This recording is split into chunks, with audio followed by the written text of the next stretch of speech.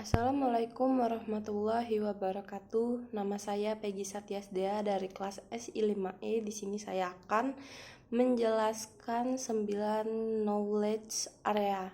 Yang pertama yaitu scope management atau manajemen ruang lingkup. Scope management mendefinisikan ruang lingkup pekerjaan yang harus dilakukan untuk menghasilkan deliverable atau produk, jasa, prosedur, sistem, maupun keluaran lainnya.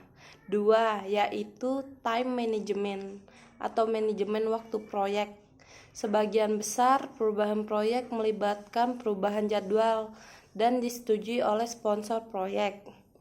Selama perencanaan, manajer proyek harus membagi proyek menjadi tugas dan membuat jadwal, tanggal, mulai dan setiap tugas dan anggaran untuk setiap tugas. 3. Cost management atau manajemen biaya proyek meliputi proses membuat perencanaan, estimasi budget, dan mengontrol biaya agar biaya proyek tidak melebihi anggaran yang ditetapkan.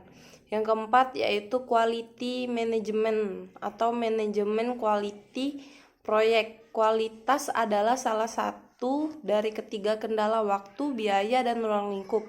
Dengan demikian, ketika Anda membutuhkan kualitas yang lebih baik, Anda perlu memasukkan lebih banyak waktu atau biaya.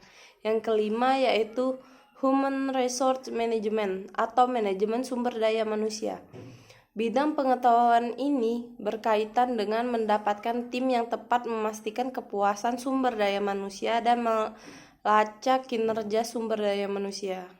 Yang keenam yaitu communication management atau manajemen komunikasi proyek, bertujuan agar komunikasi dan aliran informasi proyek berjalan efektif dan efisien. Komunikasi dengan para pemangku kepentingan sehingga menjadi faktor kunci yang memungkinkan para pemangku kepentingan untuk merasa puas bahkan ketika perubahan yang tidak terduga terjadi. Yang ketujuh yaitu risk management atau manajemen risiko proyek, meliputi proses yang diperlukan untuk meminimalisasikan dampak negatif risiko terhadap keberhasilan proyek.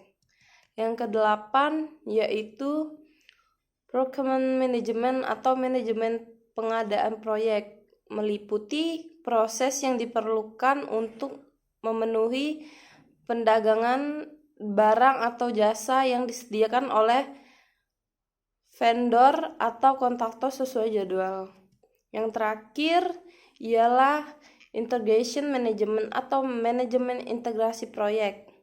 Area pengetahuan ini berisi tugas-tugas yang menyatukan keseluruhan proyek, meliputi proses dan aktivitas yang diperlukan untuk mengidentifikasi, mendefinisikan, mengkombinasikan, menyatukan, dan mengkoordinasikan berbagai proses dan aktivitas manajemen proyek.